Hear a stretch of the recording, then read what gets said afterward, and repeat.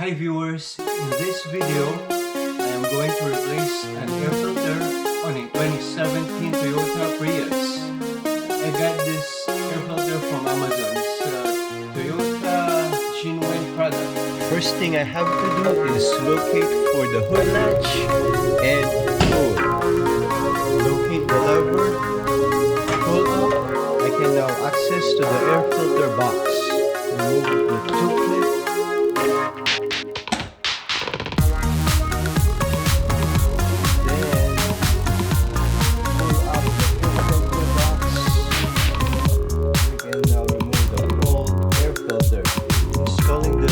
Air filter, doesn't matter which side you put it, okay?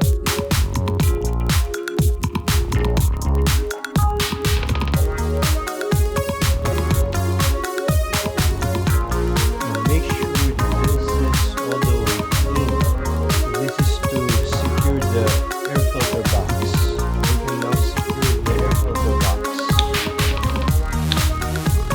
Okay viewers, that's all there is to it.